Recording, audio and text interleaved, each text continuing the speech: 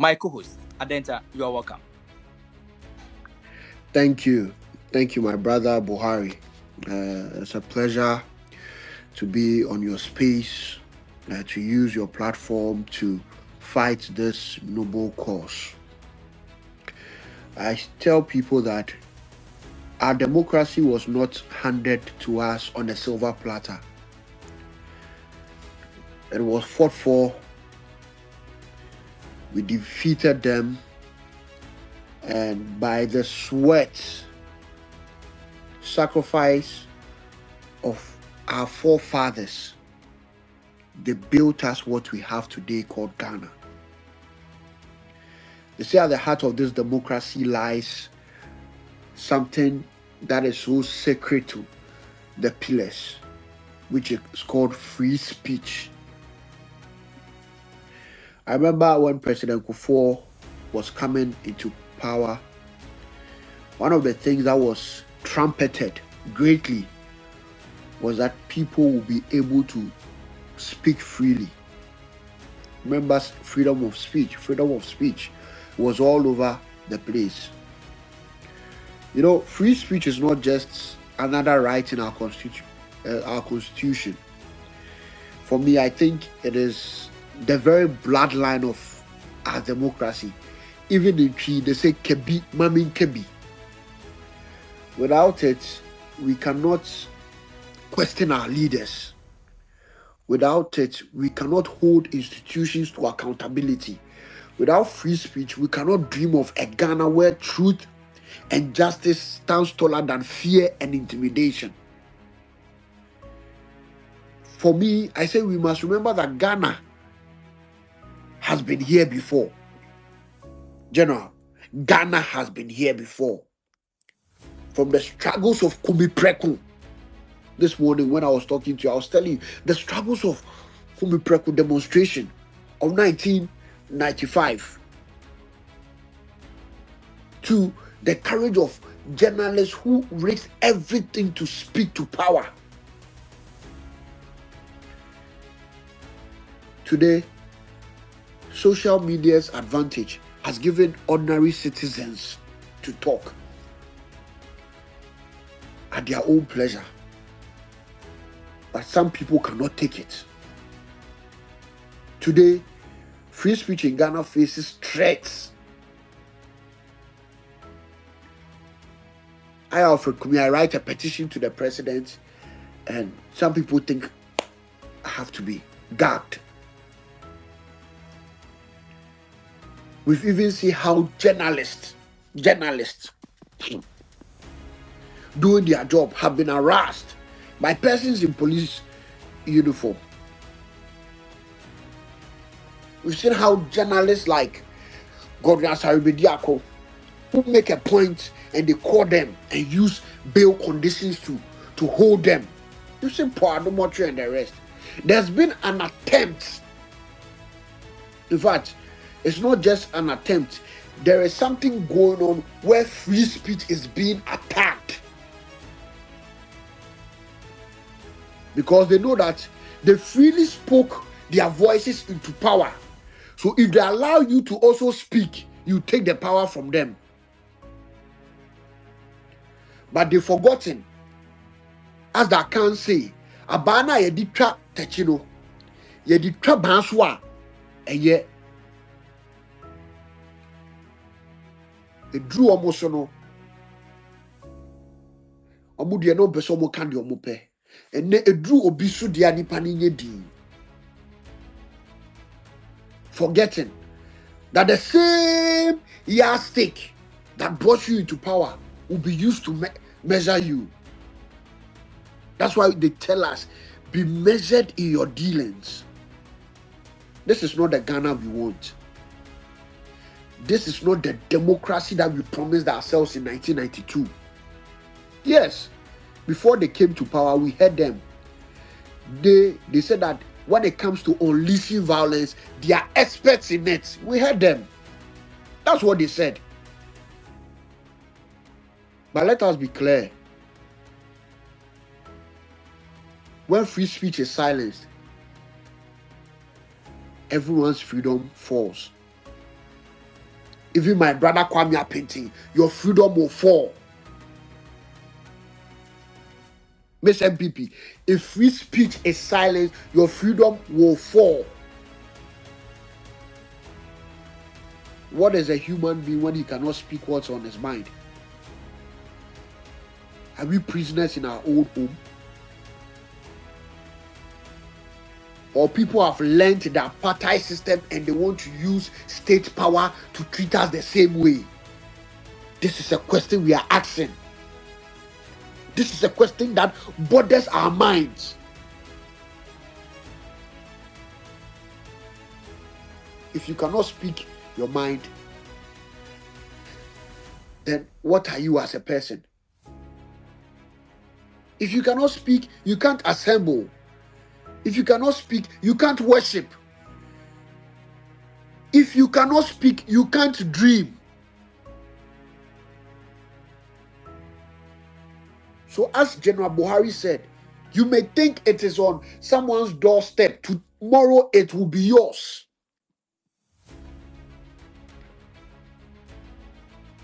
This is why we must defend free speech. We must defend it fearlessly. Not because we agree with what is being said.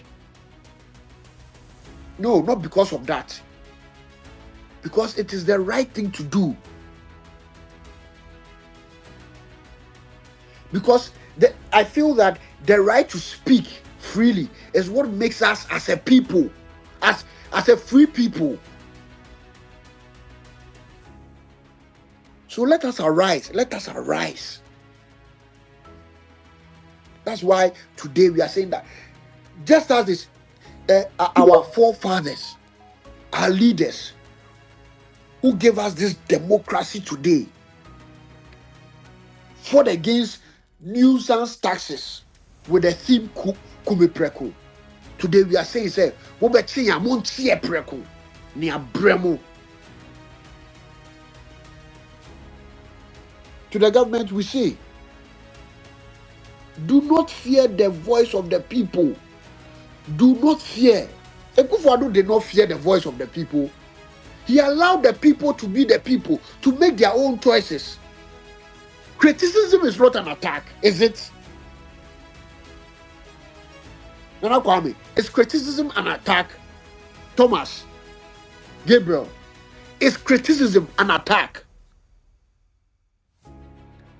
But Mabefi, we are asking today a simple question. We are all contributing to the nation's building. Obi cannot fuma no correctino. We don't use state apparatus to come. I mean, what are you trying to do?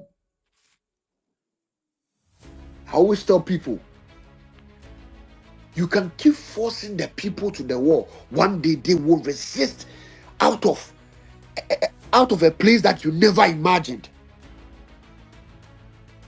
I will say that to us, the people, we must also voice whatever we want to say responsibly.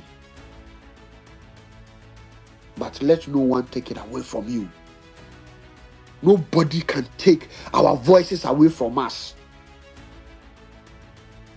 And to our youth, we must arise and defend what is right. We must arise and defend what is right. People have said a lot of nonsense,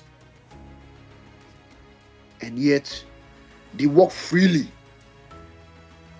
What hasn't Kevin Taylor said in this country? What hasn't Kevin Taylor said in this country? Even to the extent that they gave him a free pass at the Supreme Court. When a bench warrant by a judge was issued against him. Please, we are tired. We are tired of these things. We are tired. Omochi Preko na ya bre, omochi Preko na ya bre omo. You know what I say na ambe. E den ya omoji wo ye ho. there's a serious attempt. There's a serious attempt on February 11th. Kenoforiata, they raided his house. On April 2nd, Godwin Asaribediako, they called him and detained him at the OSP's office. On April 5th, 3 days after Godwin Asaribediako's issue, Baumia's aide in camp, who is a sitting police officer, Baumia's aide in camp, ex-vice president of Ghana, flag bearer, they raided his aide in camp, who was on active duty, who still wears a police uniform. They raided his house, looking for what? That they said that some allegations that he has some money there. And you ask, do you think people are so stupid that they'll put money at obvious places? And I told the MPP, that this one is a straight bullet to Dr. Bawumia. It was him that they are looking for. But they are passing places. We were there and the cocaine issue became a serious matter in Ghana.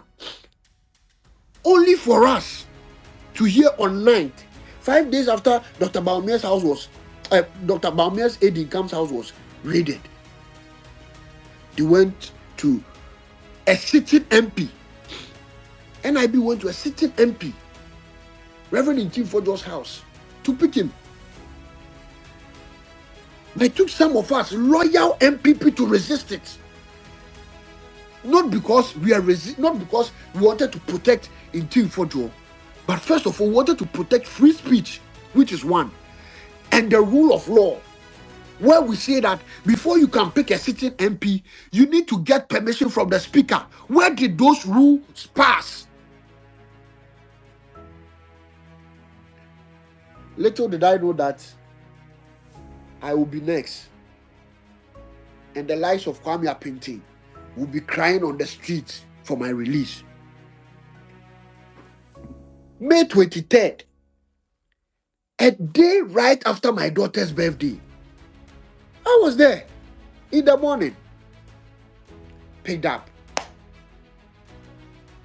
kept the whole day. Over 13 people interrogated me. All because I am of the belief that when it comes to corruption, it's all about perception. That's why Afro Barometer says that the corruption perception index, trying to save our own Supreme Court from such corruption perception, wrote a petition to the president, and now I've become a criminal for that. People holding guns in my house.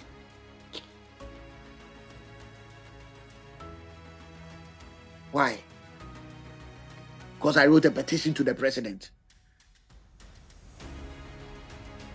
We thought that was all. The next thing we heard, Fanti comedy, and a lady has been arrested.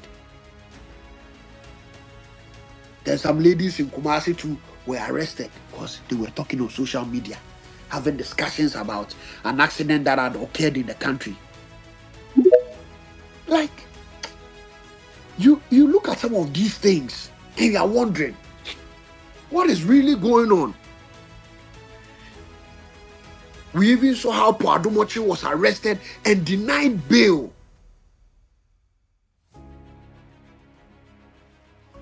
That very day, he was denied bail because they wanted to show him that we can keep you for a day.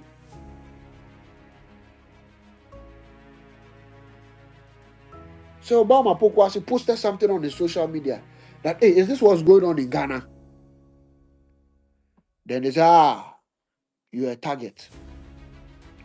So, and today, what we have? Abrone. So you realize that there's a serious attempt. You look at the chronology. Over 11 people, all directly and indirectly linked to the MPP, have been arrested. What is Abronius crime? Because he speaks his mind the way he wants to speak it. And that's the crime. Because he speaks his mind the way he wants to speak it. And that's his crime. And that's his crime.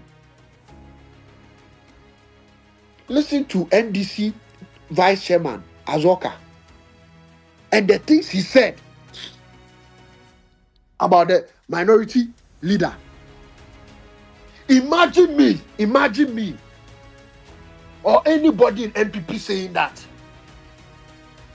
They would have ransacked my house. In fact, I'm sure they would have even planted some guns in my house. Right now, I'm not afraid of the law. No. I'm afraid of who administers the law, who administers justice. That's the person I'm afraid of. Because today you come and they say you are traded, so let's put you and give you some bail. Go and come 3 days time, bail. Go and come 3 days time. Ube one we try 1 month to cry. Hey, but me, I'm saying, if anybody on this platform today will forget, Adenta Kumi, I will never forget. I would never forget. When my wife had a miscarriage, where were they?